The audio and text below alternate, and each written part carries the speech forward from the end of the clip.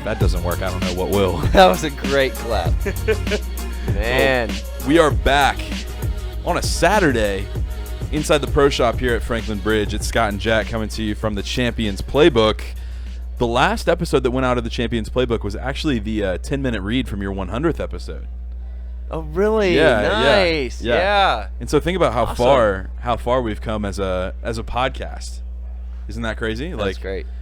We've come from the back porch of Franklin Bridge to inside Franklin Bridge in the Persimmon Pub, and now we're in the Pro Shop and doing it on video. I think that's so cool.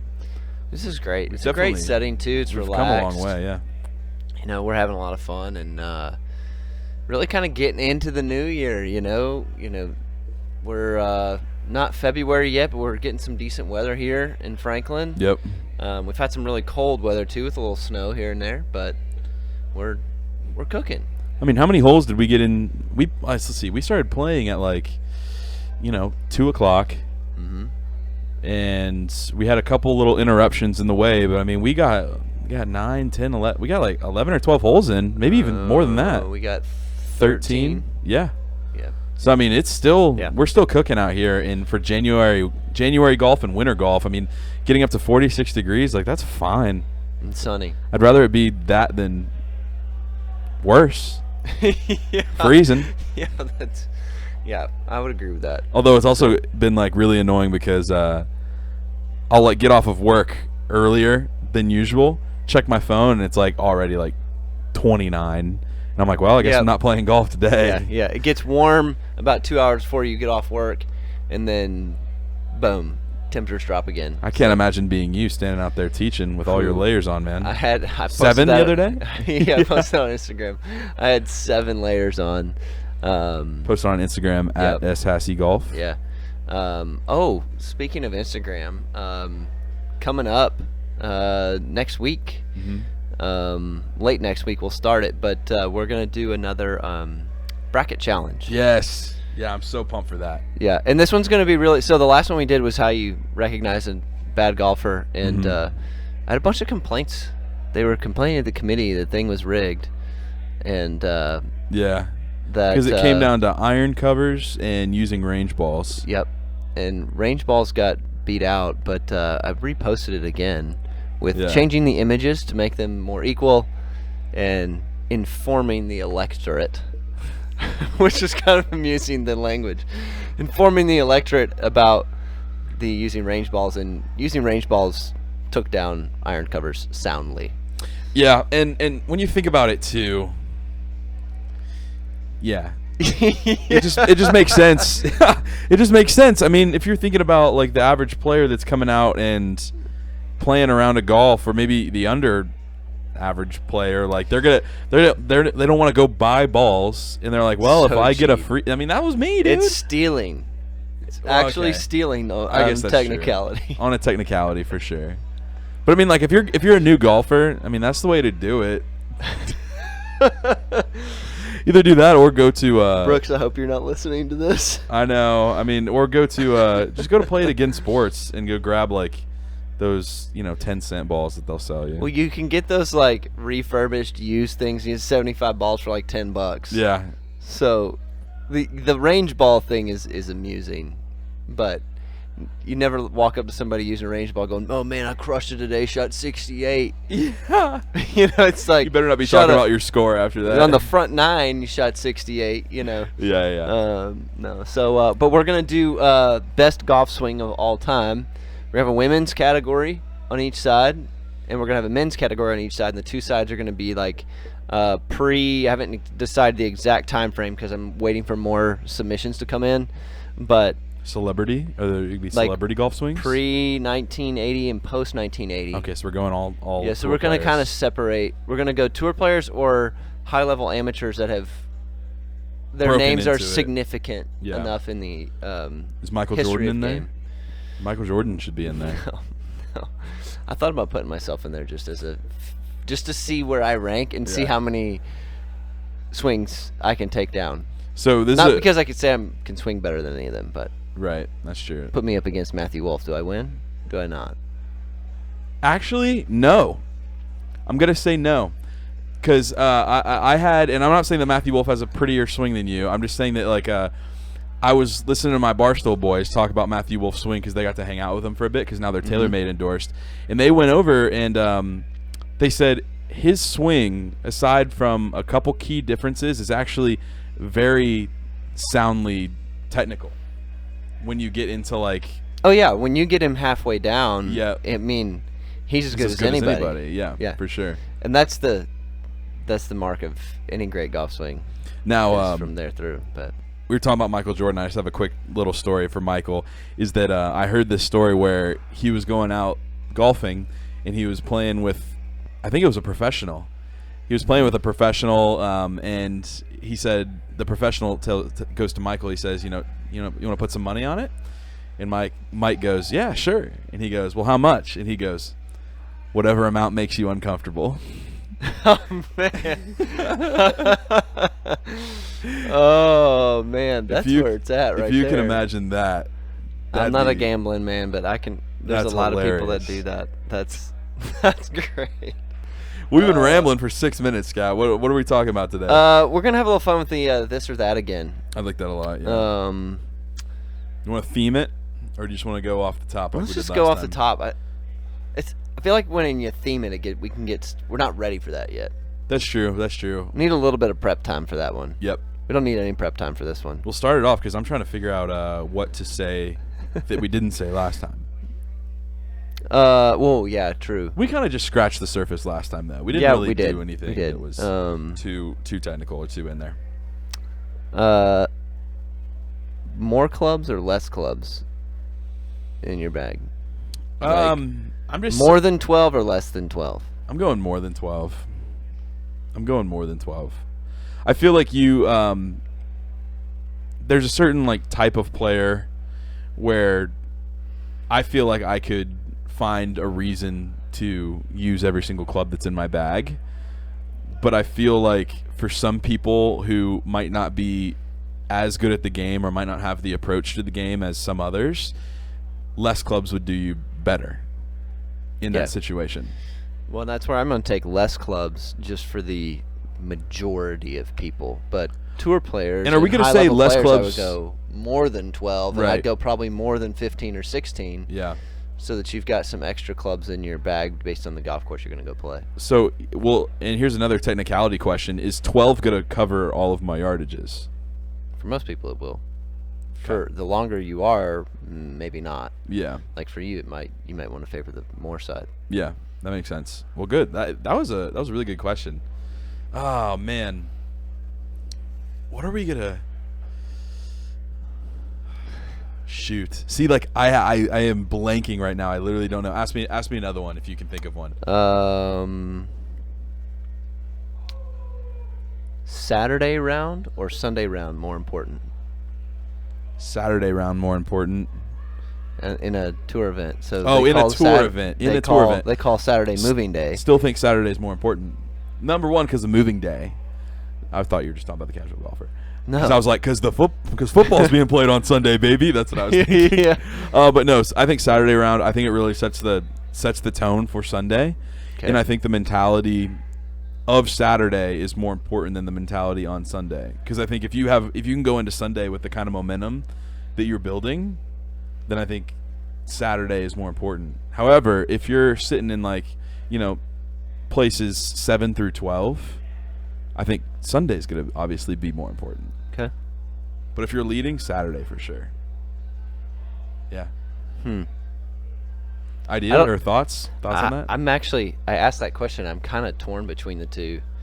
They call Saturday moving day. Gosh, I just see so many. There's so many different angles to take on it. Yep. I'm gonna take it just to be different. I'm gonna take this Sunday. Okay. In the sense of, for two reasons. Sometimes that desperation attempt from being 4 or 5 shots back, and you just go. Like Saturday, there's still kind of this like, well, I gotta go, but I don't want to ruin my chances either. So there's a balance. But like Sunday, 4 or 5 shots back, boom, just go. But also from the sense of like if you're in the lead, or near the lead, you can't make a mistake, or at least you feel like you can't. Right. And so like it's okay to make a bogey even if you're in the lead, but like that can really lead to other things. So like that, the importance of being able to handle that, whether you're a couple shots back or a couple ahead, I feel like can really build you or tear you down as a player. So that's the angle I'm going to take on that. But I could see you can make a case for Saturday too. Let's see. In a PGA scenario, and you're a professional here, would you rather play south of the midline of the United States or north of the midline of the United States? I'm going to have to go back to my roots. We going north, baby. Okay. I love the Kentucky bluegrass. You can get it deep. You can get it thick. You can narrow fairways, big trees, heavily tree lined. Now you're also putting some of grass these greens. Now remember here, now you have to take everything in the Pacific Northwest. You have to take everything in Northeast golf. I love the mountainous terrains. Yep. So for me, I just got to go north, man. I think north is a good The choice. hard part is like I'm thinking of golf courses south that like I'm just like getting canceled out. I think generally speaking, unless you're on the coast, courses north are prettier because the colors are more vibrant. Yeah. Because you're more north, you don't have as much, detriment from the heat and the wind and all that comes with being more south. But I would probably say north too, with the only exception. Ooh, we tied on that one. That's cool. With the only exception being like tropical golf. I think anything like South Florida, I think anything in the Caribbean, I think actually Hawaii would be above the midline of the United States. So Hawaii doesn't count. I didn't think about that. Hawaii does not count in that situation. So I guess north would be good. You get the coastal, you get all the love from all the seasons. I think that's good. Good choice. I like it. Oh,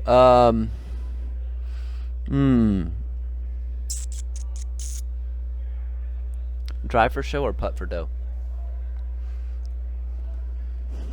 I'm gonna go putt because I think distance can be overrated. And especially for what we were talking about today with our, I don't know if you want to explain the metric, but the metric that we're using to kind of like set ourselves up for success a little bit better. We talked about it on the stats episode. With that metric, the putting is going to be more important because if you can set yourself up to be in the best situation, if I can make my putts, I mean, you saw like I had 3 birdie chances. Yeah. Well, I had 3 birdies, but then I had like 2 other chances on the front 9 that we played. And if I just made those putts, I mean, it'd be a whole different game. So I think as long as I'm setting myself up for success, I think putt for dough is more important. I would agree with that. Finish, baby. Finish. Yeah, baby. Shout out to Chuck Sharp. Ooh, gosh. Nothing like my own question to answer, right? Putt. I mean, I love the idea of finishing. Like, you got to finish the hole. Yeah. And the mentality is so much different. That's definitely not a sentence. It's different. The mentality is so different when you're finishing. This is the hard one, too, because I feel like my answer is... I feel like most people's answers would be premised on the area that they're weakest in. Yeah. So for me, I would go drive for show because that's the area that I'm the weakest, and it can be an intimidating factor right out of the gate. Yeah. So I love to putt. So I feel like, when I'm hitting it well, being able to make a lot of putts is a lot of fun. Mm. And it's, but... You got to pick one. Jeez. I'm going to go putt for dough. I'm going to go with you on that. I'm going to stay there. I'm not even trying to justify it anymore than the fact that I love putting and I'm really good at putting. And yeah. Let's see. Spring golf or summer golf? Spring. Everything's popping, baby. it's just a fun time to be out. Like every day you go out, it seems like something else is different and changing. There's this energy about it. There's this excitement about it. And nobody's complaining about the weather. It's great. Everybody's excited about the weather. Even if it rains, they're like, oh, isn't it going to be so great? Everything's going to pop in the next couple days. You know, I'm going to go spring golf. I think spring golf is great. If we're talking about timing, if you're somebody who has the old 9 to 5, I think this summer golf is better. Ooh. Because you get more daylight. Mm-hmm. I was thinking about this earlier. When the sun goes down at 8 p.m., you can get off of work and almost get a full 18 in. Yeah. I mean, that's something that I'm missing. I get off work and the sun's already down right now. I'm like, well, looks like I got to wait till the weekend if I get to play on the weekend, you know? Mm-hmm. So, man, this is hard. I'm having a hard time. I had one earlier and I lost track of the thought. High ball flight or low ball flight? high ball flight. I don't know if you can even make an argument for low ball flight. I mean, maybe. I mean, you certainly could. I don't think I could make an argument for low ball flight. I think everything high just falls so much better. And maybe I'm saying high ball flight because I'm a longer player too, so I can afford to have a higher ball flight. And you naturally do. It's a lot of fun when you can carry a 5-iron in there and stop it on a green. Right. Low ball flight's hard to do. And I feel like all the amateurs can identify with butter knifing their wedges or thinning all of their irons, and then even if it goes in the right direction, it just skirts off the back of the green. Yeah, I think the high ball flight's probably a good one. I'm trying to think through a lot of my students that I teach, and I've taught over the years, and by and large, most of them hit it too low. Yeah. So I'm gonna go with, hit it high. I feel like a little interruption. Just a tad interruption. Yeah, we're good. You can just gunder. So, yeah. This is great. This is great. Wish we could have the camera turned around so you can see. I know. Honestly, it would have made it better if you just skirted past. Yeah. Let's see. Well, think of one more. Because I'm blanking on this one. We need to do some overrated, underrateds as well. Separate podcast, but we need to do we could. Well, okay, let's go here. Tee shot or approach shot? Ooh. Oh, that's a really good one. Ooh. Because of the two stats that we're going to cover in another episode, man, I'm going to go with... You're going to have to go with approach shot. Surely, Sherlock, you got to go with the one that's going to approach. But that's also given that you got the tee shot sets you up for the approach shot. Exactly. Am I allowed to pick both, or is it this or that? I think you have to. I think now at this point you have to pick which one you can afford to be off on, right? So in that way, I'm going to say that tee shot's going to be more important. Because it's going to set you up for whether you decide the tee shot or the approach shot is going to be more important. Yeah. Because you're having to analyze both, and that's the first shot you have to have, so therefore the tee shot.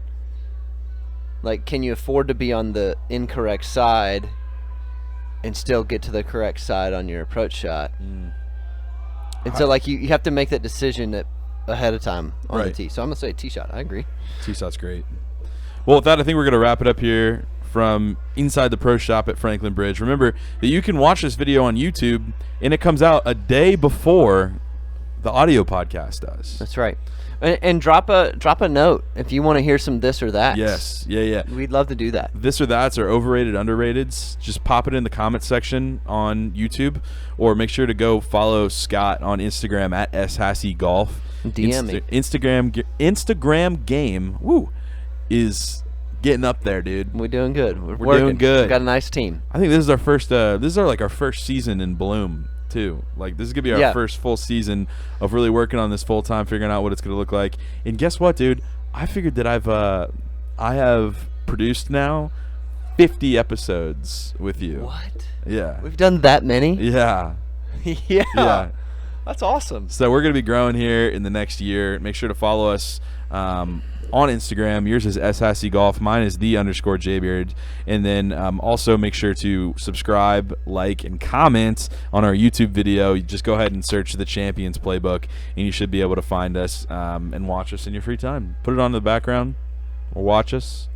Maybe we'll put like a little, if you can put like the time at what we do some weird thing in the video one, maybe we'll give away something. Yeah, that'd be great. I like that. Sweet. Well, it's been Scott and Jack wrapping it up inside the pro shop here at Franklin Bridge. We'll see you on the next one. Peace.